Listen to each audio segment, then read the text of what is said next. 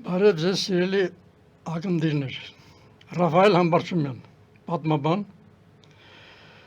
զբաղվել եմ Լեհաստանի հայկական գաղթավայրի պատմությամբ, վերջին 20 տարում հիմնականում գրում եմ հայոց վերջի 300 տարվա պատմությունը, հիմնականում հայ-ռուսական հարաբերությունների պատմությանն է վերաբերում։ Ինքս գլխավորում եմ հիմա Մամիկոնեից տարօրինականների ուխտ հանրային կառույցը, որը զբաղվում է միայն մշակութային եւ գիտական խնդիրներով։ Այսօր ես պիտի խոսեմ հայոց ցեղասպանության մասին։ Սա այնքան շատ է գրվել այս մասին, այնքան շատ է խոսվել, որ ուղղակի անհնար է մտածել, որ նոր ինչ-որ բան պետք է ասվի, ինչ պետք է ասվի։ Բայց քանի որ մեր այդ ամբողջ պատմությունը եղել է ճիշտ հակառակը, ինչ որ եղել է, ցեղասպանության խնդիրը միակողմանի է ուսումնասիրված, դրա համար մեր գործը բավական հեշտանում է։ Ուրեմն մենք սկսենք նախ ցեղասպանության սկզբնական փուլից, որը ես համարում եմ 1720-ական թվականներին։ Այդ ժամանակ Ռուսաստանի կայսր, նա 1721 թվականից կայսր դառավ, կայսր Պետրոս առաջինը, որ զավթեց, գրավեց Պարսկաստանին պատկանող մեր Կասպյան տարածքները, նա հայերին իր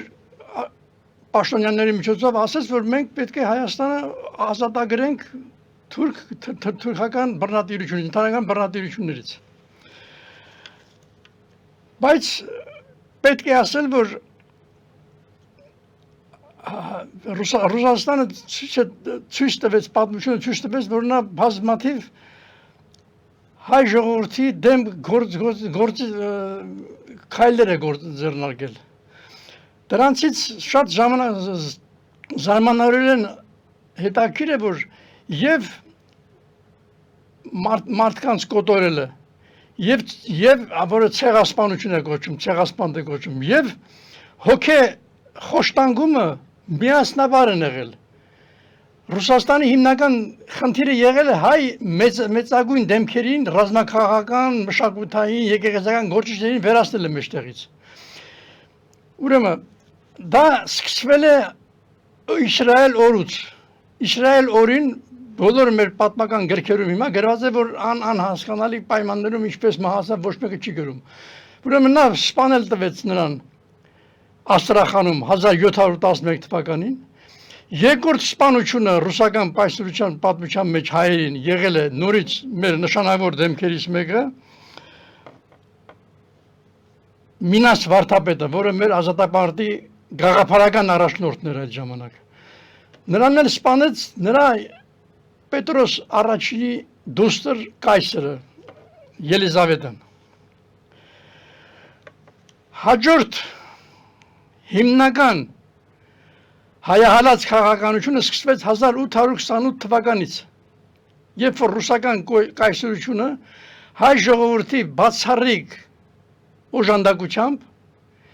եւ զինվորներով եւ կռվողներով երկու անգամ ավելի շատ զինվոր տվեց հայությունը Ռուսաստանին, քան Ռուսաստանն ուներ։ Ուրեմն մենք փաստորեն Ռուսաստանը գրավեց Պարսկահայքը, հայկական տարածքներն հատկապես։ 1828 թվականին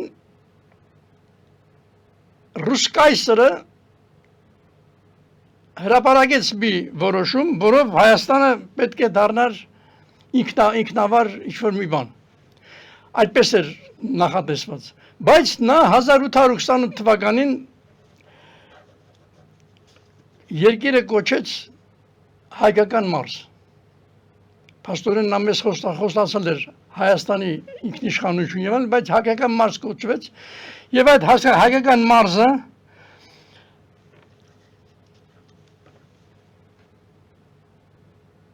ամեն ինչ արվեց, որպեսզի հայկական կրթությունը, գիտությունը, մշակույթը եւ մեր պատմագիտությունը ոչ մի գիրք, ոչ մի բան իրավունք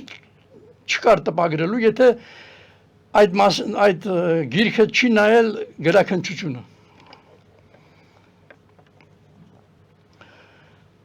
1948 թվականի ՄԱԿ-ի վճռագրով սահմանվեց ցեղասպանությունը։ Հիմա ես որ ասում եմ Ռուսաստանը սկսեց ցեղասպանությունը Պետրոս առաջին ձեռքով, ինչ որ նա կատարել է հայ ժողովրդի հետ, դա փաստորեն այդ կոնվենցիայի բաներով ուրեմն ցեղասպանությունը։ Նա նաև հահագին հայերի տեղափոխեց, գաղտնի բռնագաղթեցրեց պարսկահայերից որ 45,000, թուրքահայերից 90,000, տարավ մեր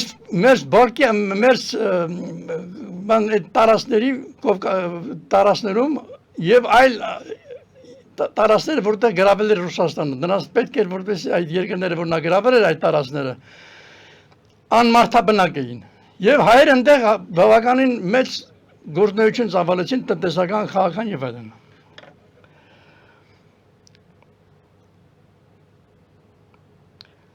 Հայոց տարածքները գրավելուց հետո, այսինքն պարսկահայքը գրավելուց հետո Ռուսաստանը սկսեց իր առաջին հակահայկական քաղաքականությունը հայ եկեղեցուց։ 1836 թվականին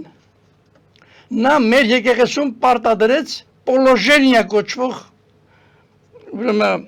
կանոնադրությունը, որով հայ եկեղեցին, որը 1500 տարի անկախ էր, ինքնուրույն զբաղվում էր հայոց մշակույթի պատմությամբ, մշակույթի եւ կրթության հարցերով, փաստորեն դա վերցրեց իր ձեռքից եւ նրան ենթարկեց պետությանը։ Դա համարվում է մեր պատմական մեջ ամենամեծ ուրեմն Ռուսաստանի լավագույն գործերից մեկը մեր հանդեպ։ 1880-ական թվականներից սկսվեց 1830-ական թվականներին արդեն սկսել էր, բայց 85 թվականներից սկսեց հայկական դպրոցների վերացումը Ռուսաստանում։ 1903-1905 թվականներին ռուս կայսրությունը հարձակվեց հայ եկեղեցու վրա, բռնագրավեց եկեղեցու կալվածները, ունեցվածքը, ամենայն ինչ, եւ փաստորեն պարտադրեց մեր եկեղեցուն, որպեսզի նա ընդունի իր պահանջները։ Այդ ժամանակ հայոց կաթողիկոսներ հայ ժողովրդի կողմից արդեն սրբացված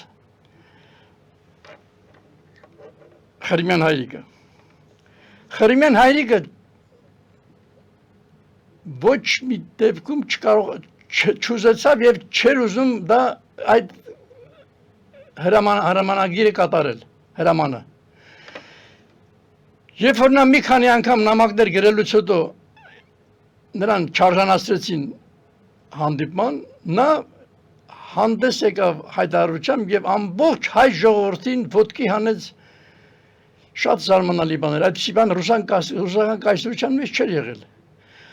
Հայերը քանի որտեղ որ հայերը շատ կային, Կրասնոդար, չգիտեմ, Մոսկվա, Պետերբուրգ եւ այլն,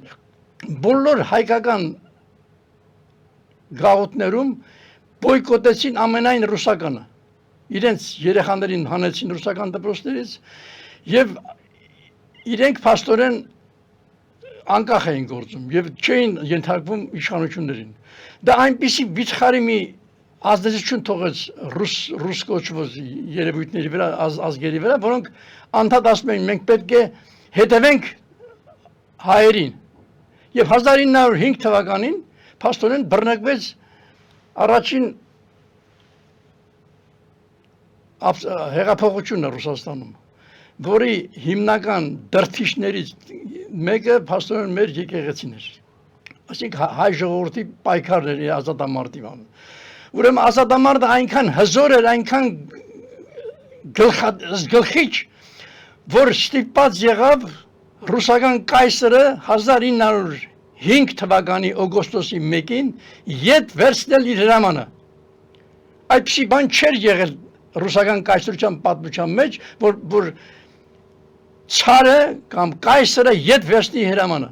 Ետ վերցեց հրամանը եւ փաստորեն հայ ժողովուրդը փառավոր մի հաղթանակ տարավ ռուս կայսրության դեմ։ Այդ պարտությունը չկարողանալով մարսել, Ռուսաստանը Կովկասում սկսեց հայոց ցեղասպանությունը, որը շարունակվեց 14-15 թվականից հետո։ Այսինքն նա Կովկասի թաթարներին,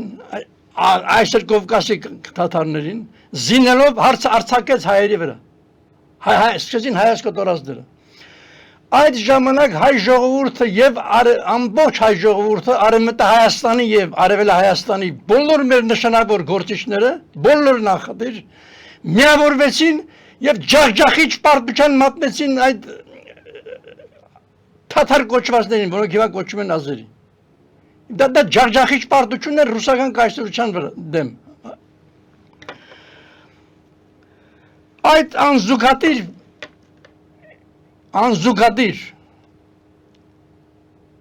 դիմակայությանը փաստորեն չկարողանալ դիմակայել, Ռուսաստանը 1988 թվականի դեկտեմբերի մոտավորապես, արդեն հոկտեմբերի մոտավորապես արգելեց Արցախյան շարժումը։ Շատերին ձերբակալեց եւ այլն։ Եվ Արցախի հայությունը մի բացառիկ երևույթ էր այս իմաստով, որպես իր իրավունքները պաշտպանող ազգ։ Նա հիմնեց ազգային խորհուրդ, որը նպատակն էր Արցախի վերամիավորումը Հայաստանին։ Սա նորից ասում եմ ջախջախիչ պարտություն էր։ Եվ այդ պարտությունը չկարողանալով մարսել 1988 թվականի դեկտեմբերի 7-ին Ռուսաստանը պատժելու համար հայ ժողովրդին, որ շարունակում է իր Արցախյան ազատամարտը, համաշխարհային ցեղասպանության պատմությունների մեջ չլսված մի դաժանությամբ կազմակերպեց Սպիտակի երկրաշարժը, որով սպանվեց 50,000 մարդ, որ ասում են Ռուսաստանը միայն հոգևոր խնդիրներ է ունեցել հայերի մարդկային կոտորածներ չի արել, դա խնդրեմ, դա 50,000-ի չափ։ Եվ կես միլիոն մարդ մնաց անօթևան։ Այդ չի հսկայական մի բան է դա։ Փաստորեն դա նորից եմ ասում, որ այդ Սպիտակի երկրաշարժը, որ կազմակերպեց Ռուսաստանը, դա համաշխարհային քաղաքական պատմության, ընդհանրապես պատմության մեջ, ցեղասպանությունների պատմության մեջ եզակի ու անզուգադիր երևույթ էր։ Այսքանից հետո փաստորեն նորից մենք մինչև հիմա ասում ենք մեր դաշնակիցն է այդ երկիրը։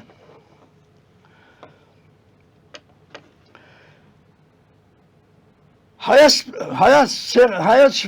ցեղասպանդի վերջին փուլը, այսպես ասած, ավելի շուտ վերջին փաստը 2023 թվականի հոկտեմբերի 1-ի Արցախը վերաբռնակցումն էր Ադրբեջանին, որը արել է Ռուսաստանը։ Մենք 200 տարի շարունակ, հատկապես 100 տարի շարունակ ամեն ինչ անում ենք, որպեսզի դա ամբողջը մենք բարթենք թուրքերի վրա։ Եվ հիմա երբ որ ռուսական կայսրն ասում է, գրել է բազմաթիվ անգամներ, որ Արցախը դա ադրբեջանական տարածք է, պատմական տարածք է, իսկ նրանց նախարարը, զինյալ նախարարը հայտարարում է, որ այս 2020 թվականների այդ պատերազմը մենք կարողացանք միասնաբար Թուրքիայի հետ միասնաբար այս օպերացիան անել։ Դրանք փաստորեն ասում են, որ մենք ենք արել, բայց մեր այս ստրուկները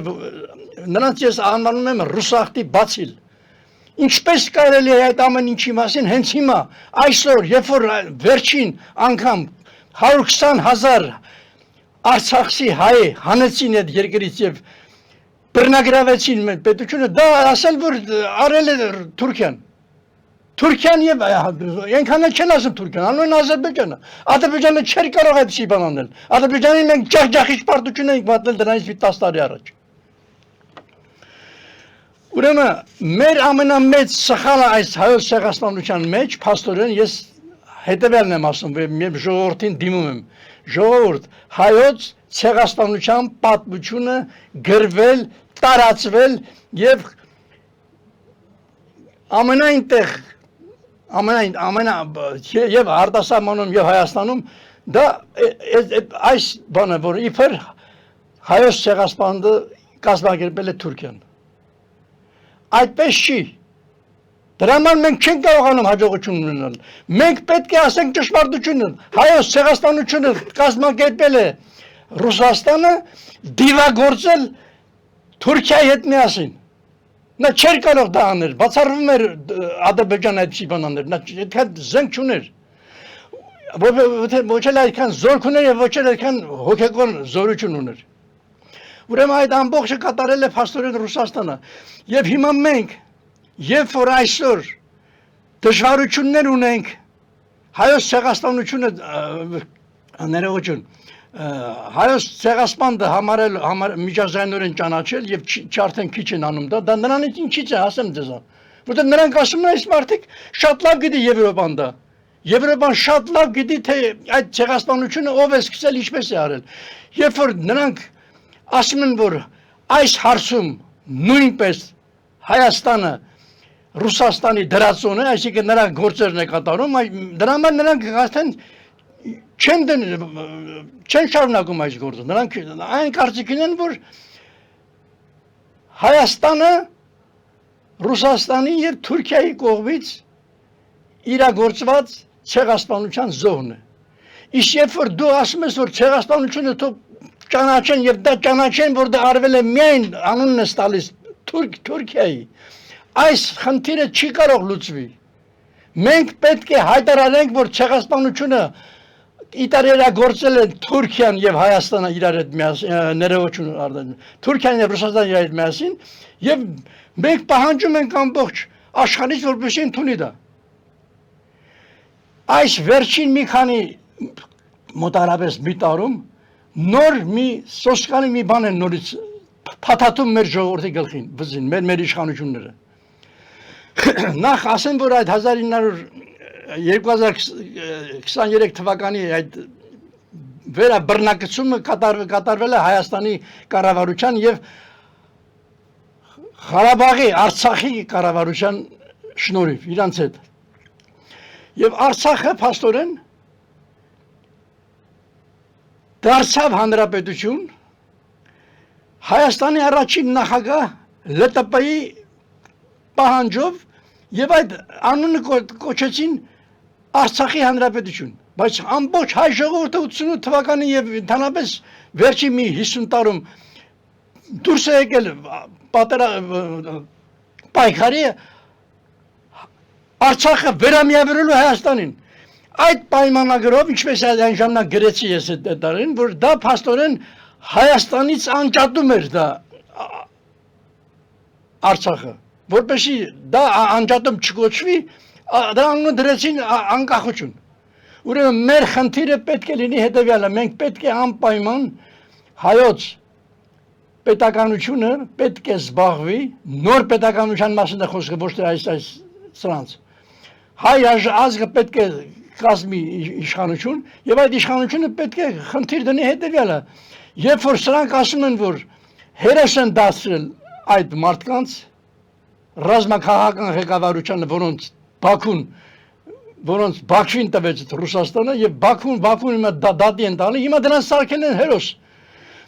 Հայ ժողովուրդը, եւ ես ասում եմ հայ ժողովրդի անունով իրավունք չունեմ ասելու, բայց ես խոսում եմ մտավորականության անունից։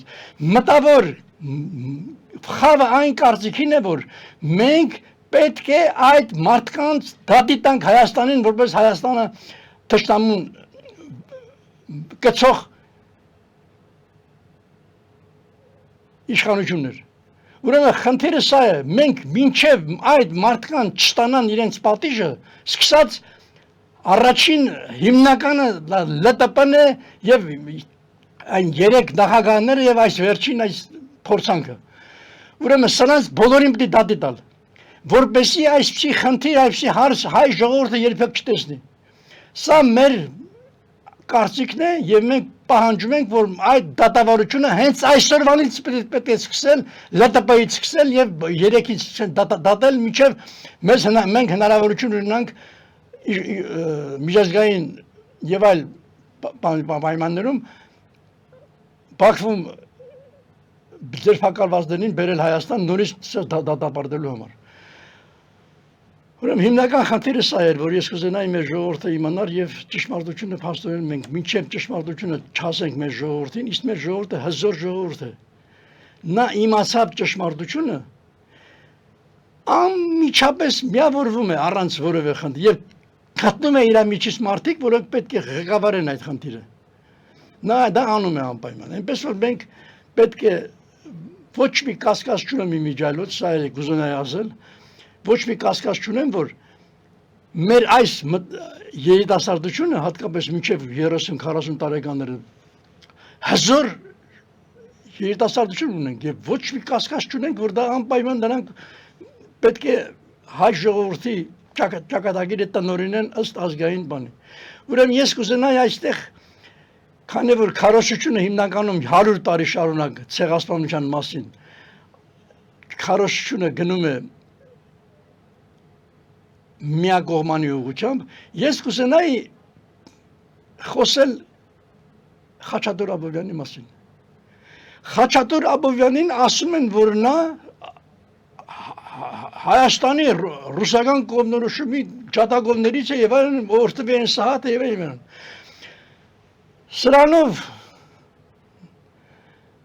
Սրանով ամբողջ հայ ժողովրդի առաջ վարկաբեկում են այդ սրբազան մարդուն, մեծ հայը, որը անվերապահ ուզում էր Հայաստանի անկախությունը։ Ուրեմն ես բերում եմ նրա խոսքերն եմ գրում, որպես իմ ասածը չլինի իր ասածը, որ նա ասում է ճիշտ հակառակը, ճիշտ ինչ որ սրանք ներկայացնում են։ Խաչատուր Աբովյանը հայ իրականության մեջ առաջինն էր, որ իր վերք Հայաստանի ողջ հայրենասիրի վեպի վերնագրով Պարսկահայքի 1828 թվականի կցումը ճորտատիրական հետամնաց բռնակալություն Ռուսաստանին հայտարարեց հայ ժողովրդի հոգեբանական, քաղաքական ու տնտեսական ողբերգություն։ Այսպես է նա ասել գրել։ Նա ամենայն հայոց կաթողիկոս Ներսես Աշտարակություն հղած 1847 թվի նամակում իր մահվանից սպանդությունից մի տարի առաջ գրում է հետևյալը։ Հայը գրում է հետևյալը, գրում է Ներսես կաթողիկոսին։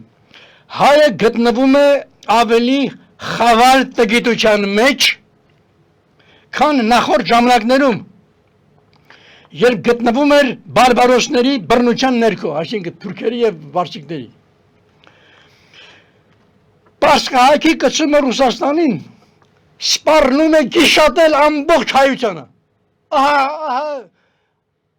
Խաչատուր Աբովյանի կարծիքը։ Պարսկահայքի կցումը Ռուսաստանին նա ասում է, որ սպառնում է գիշատել ազգի ամբողջ մարմինը։ Ինչպես եղավ, եղավ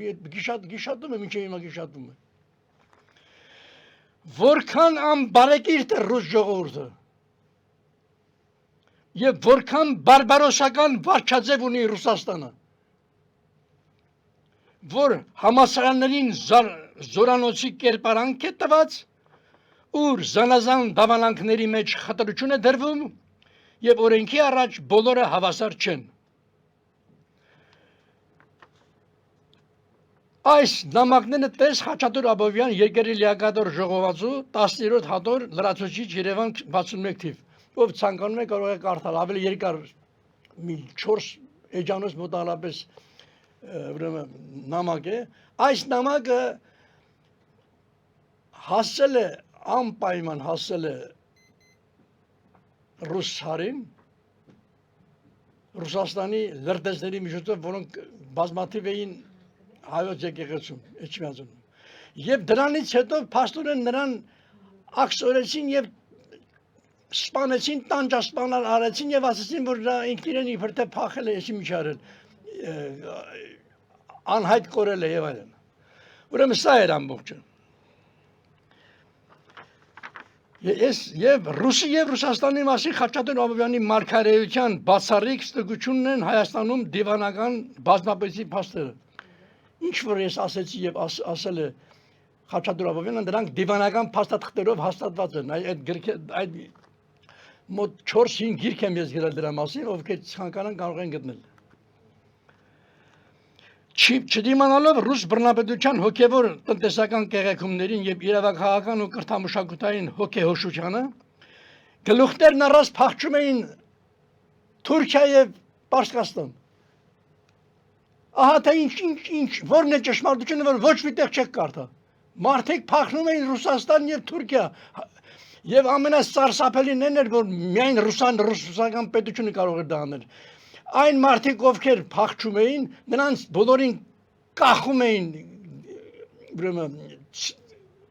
սյուներից, որպեսզի մարդիկ իմանան, որ բոլորին, ովքեր հանկարծ ցանկանան փախչել, նրանց պետք է այդ բազմաթիվ վտակայություններ կան, որոնք ես կարդացել եւ մեջ վերել եմ, որտեղ նշված են, թե ինչու էին մարդիկ փախչում, որտեղ չէին կարողանում այստեղ դիմանալ։ Ահա Ռուսաստանի իրական դեմքը եւ հայ-ռուսական հարաբերությունների իրական դեմքը նորից եմ կրկնում, հայ ժողովրդի գերագույն խնդիրն է ճշմարտություններն իմանալ, որպեսզի ինքը կարողանա իր խնդիրները ինքը իր ձեռքով լուծել։ Շնորհակալություն։